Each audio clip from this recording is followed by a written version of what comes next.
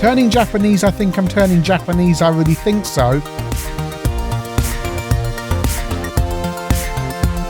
For those of us who occasionally picked up computer and video games in the early 90s, one of the notable things about it was the mulleted reviewers used to review lots of imported Japanese games that none of us could possibly ever afford, usually on systems we couldn't afford as well, the Neo Geo and the PC Engine and things like that we were never going to own.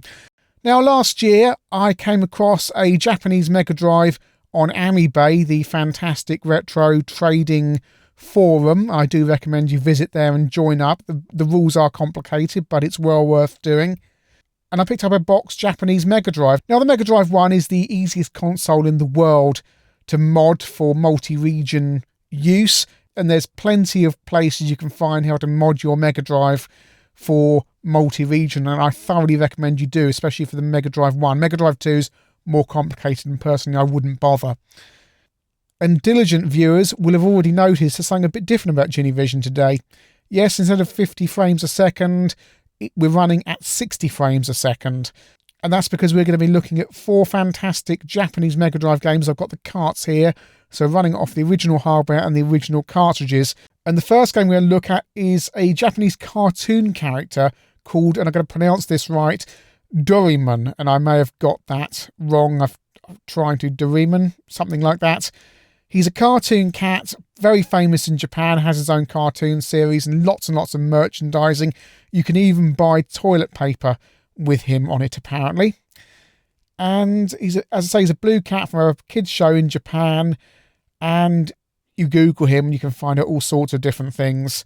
So let's have a look at this game. And they've a nice subversion of the Sega intro here. Gives you a bit of a hint of the character. And yeah, it's a Japanese game, so all the text is in Japanese, apart from curiously press the start button. You'll notice this with Japanese. They throw in a bit of English from just here and there, just to confuse us and, you know, just tempt us into playing their games. But when you get into it, pretty much all of it's in Japanese. So there he is, a lovely presentation, nice music, he's marching up and down on the spot. There are lots of Doraemon games for various systems as well, and this one's the only one available on the Mega Drive. The full title is Doraemon versus the Dream Thief and the Seven Gozansu, or Gonzu.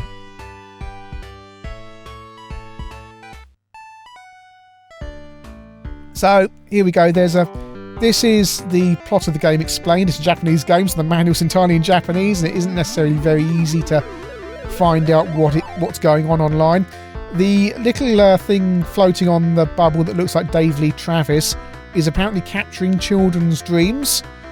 And the blue cat, Doraemon, whatever it is upset, and now there's a big bubble on the screen, and Doraemon's going to jump in there, and we're going to go off and have adventures.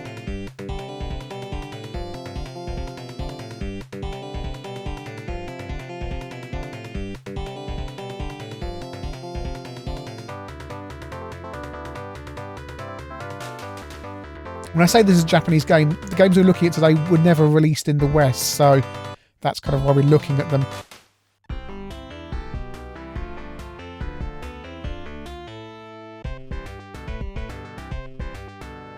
So off to level 1, and yeah, we're getting a Mario vibe here already.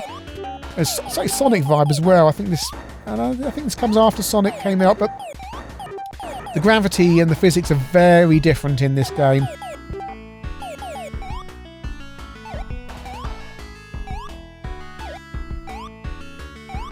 The platforms certainly have a very Mario feel.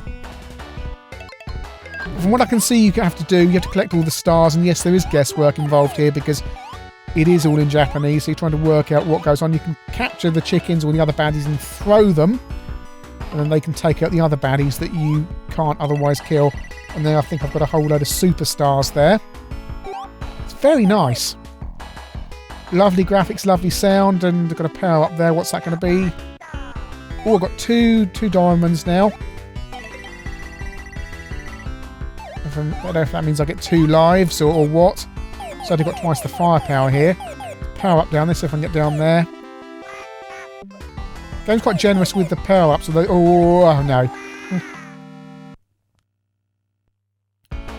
Very nice presentation. The sampled speech is really nice as well. And the animations on Doraemon are really nice as well. Oh, what a ball pool. We've got a ball pool here. This is nice. What happens when you drop... Oh, you know, you do get balls. You do sink down. Probably not a good idea to hang around for too long. Perhaps you sink down. Oh, there's something hiding in this ball pool here. More chickens.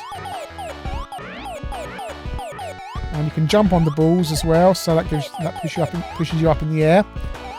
It's a really nice platformer. It's okay. The cartoon characters ain't known in Japan, but it's hard to see why this wasn't translated and brought to the West. And I think that's going to be a theme we're going to see with some of the other games. So on this is one of the later levels. This is on the track screen, so this isn't me playing. I can't get too far into this game. And again, lovely graphics. Very Mario-like. This is almost the Mega Drive's Mario, I guess.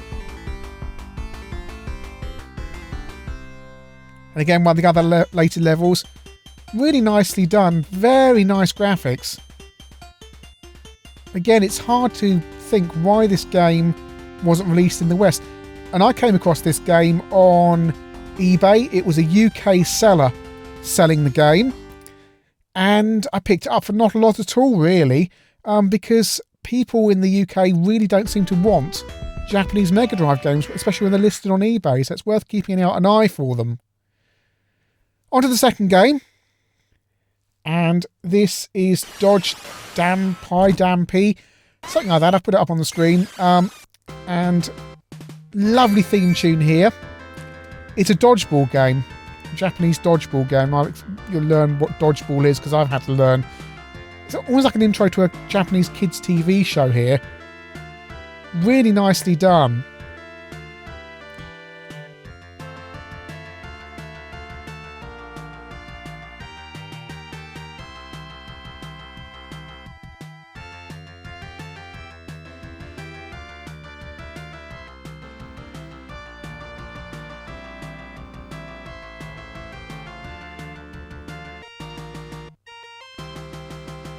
Onto the title screen here on Dodge Danpei, and let's select the options to see what's... no, that looks horribly confusing.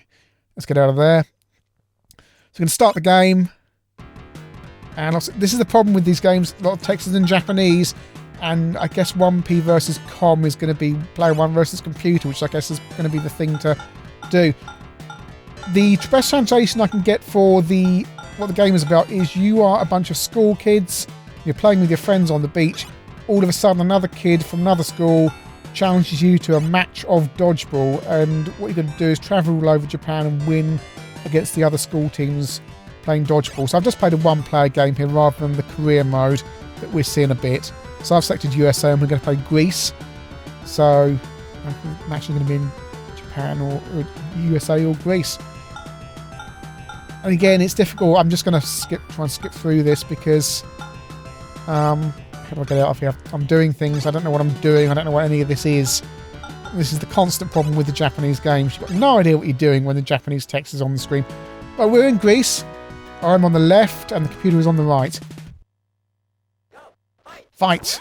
Right, okay, so what you have to do in dodgeball is throw the ball at your opponent's bodies, and that will, in this case, deplete their energy, and when their energy is depleted, the player in question vanishes from the pitch. All three fire buttons do something. One does jump, one of them throws the ball high, and one of them throws the ball powerfully in a straight line to try and knock energy from the opposing player. This is the first time I've ever come across dodgeball, so if I've got the rules a bit wrong, then I apologise for that. It's quite fun. It takes a little while to get the hang of it and what you're doing and the controls, but it's very, very well presented. You go around all the different countries, different graphics and sound and music for all the levels. Again, this is another game I picked up from the same seller as was selling Doraemon. And again, not much interest from UK buyers in a Japanese game on UK eBay. So picked it up on the off chance, and yeah, it's quite fun. And of course, you can play two-player mode as well.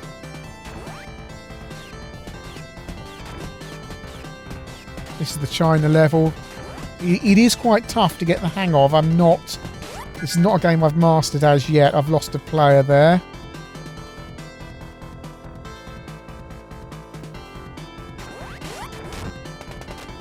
So I'm just going to show the career mode as well, because it's going to have a bizarre set of introductions as you'd expect. And there we go. Right. There's me on the left and the other kid on the right, I guess. Looks a bit like the creator of a certain football game. just noticed that. Hope he doesn't sing. Yes. So, right, we're in career mode, and right, why not many cows you get in computer games, but got some cows in this game. Or we're playing on a field. Perhaps we're still playing in the countryside. We haven't progressed our career yet. All good fun. Understandable, perhaps it wasn't exported out of Japan. I don't know how big dodgeball is outside of Japan, although perhaps it's big in the USA. I don't know. Perhaps some of the American viewers watching this can clarify this, but as far as I'm aware, this was a Japanese-only game, and it's quite good fun, it has to be said.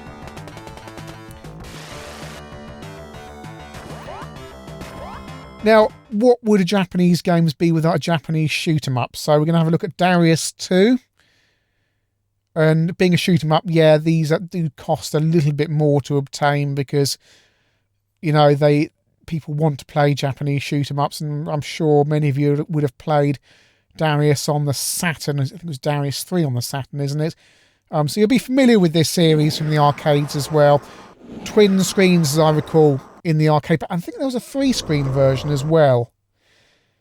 This was released in the USA as well as a game called Sagia. I'm not sure. I've actually had to make notes for this ChinnyVision, which is unusual for me because usually I just either know the stuff or try and memorise it beforehand, but there's so much stuff about these Japanese games. Usual thing with Darius, you've got the power-ups, the red, the green and the blue power-ups all do different things. You can fire bombs out the bottom with one button and lasers out the front with another, and now I've got an invincibility power-up for a limited time. Or at least it's a shield, I suppose, really, isn't it? The first notable thing about Darius 2 is it's the first time you get to see the captains, those mini-bosses near the end of the levels, which can give you various power-ups as well. Yeah, I mean, it's not as good as the later Darius games, let's say on the Saturn, but it's actually, I think, one of the better shooters on the Mega Drive, certainly. Sprites are a little bit small. It's a very early game for the Mega Drive. So, yeah, you know, it's early days. There's nice parallax stuff going on in the background, if you notice. It all blending together. Here comes one of the captains. Big fish thing, as you see in the later games. It's not bad. The game also did come out in Europe on the Master System. Sorry, as Natsume. And Brazil as well. And I think that also came out on Game Boy, possibly. Warning, a huge battleship is approaching. So we're going to get one of the big end-of-level baddies that Darius is famous for. Lovely distorting effect in the background there. Very detailed graphics. Very nice indeed. Okay, this isn't as good as some of the shoot-'em-ups on the PC Engine that you can import, but if you don't have a PC Engine, then this isn't a bad game to play, really. And he's behind you. That's a bit of a surprise the first time that happens. You think you've got the boss, then he appears behind you. And Darius is, of course, famous for the branching levels. So we should get some selection here. The game's set in the solar system, so we're flying outwards. So there you go, as you go out you get more selections. So even if you complete the game you can go back and take a different route through it. I think that's a really nice touch. And each level is different as well, so you get to see different graphics here, which is a nice bit of variation. It's not just space. And I like this parallax here as well, that works really well. There's a power-up floating through there. No, I do like this. The sprites are a little bit small, but the sound's really nice. The graphics are nice, and if you like the Darius games, this is a definite one you need to own for your Mega Drive. Now, the next game is Rainbow Islands, and you're saying, Chinny, well, Rainbow Islands, surely that came out in the the UK and Europe on the Mega Drive? Nope, it did not. It only came out in Japan, and it only came out as Rainbow Islands Extra. And so we're going to play and there's two versions of the game built in here, the extra version and the normal version. So we're going to play the extra version first. You'll notice there's a difference here, different baddies, and on level 1 here you've got the baddies from Darius cropping up on the first island. That's not all. When you go to Combat Island, Island 2, you get the Magical Island enemies. On Monster Island, you get Dragon Island. On Toy Island, you get the Dough Island enemies, and so on. Basically, Rainbow Islands Extra mixes it up. The game's a little bit more difficult. The end of level baddies are a little bit more challenging, and they're different baddies as well. As I say, everything's been moved round, so it's all a bit of a surprise. So if you're bored of Rainbow Islands and you've played it through, then this is the game to own, because it's effectively, it's not the islands are the same, but it just mixes it all up and just changes it around. And Darius Island, the first island, is something, well, a completely new set of baddies to the game, which is a nice touch. And of course you get the music from the first Darius game on level 1 here as well, or rather Island 1.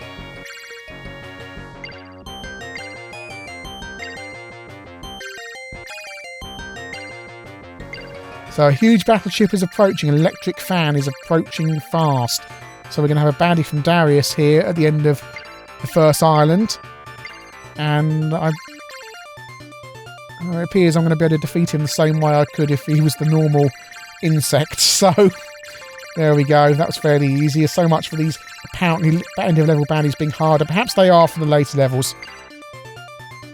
One thing to notice is all the codes are different as well on Rainbow Islands Extra, and all the bonus sections as well are in different places, so you need to keep an eye out for that. On to level 2, so this should be Magical Island enemies on Combat Island. And yep, that's all Magical Island enemies. Really nice mixing it up, and yeah, if you find all this mixing it up tedious and you just want Rainbow Islands, well, good news, you go into the options screen, select the normal version of the game, and you get the normal game. Everything's where you'd expect it to be. Everything's perfectly normal. The only thing to comment about the Mega Drive version is when there's a lot of sprites on the screen, sometimes it flickers a little bit. This is a game that does cost money to import, I'm afraid.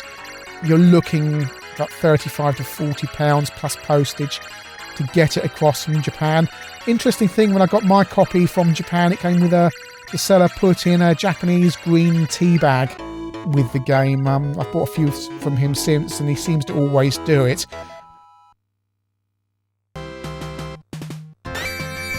So that's 4 great games for the Sega Mega Drive that you can either import from Japan or obtain in your country wherever you are, the UK, Europe or America.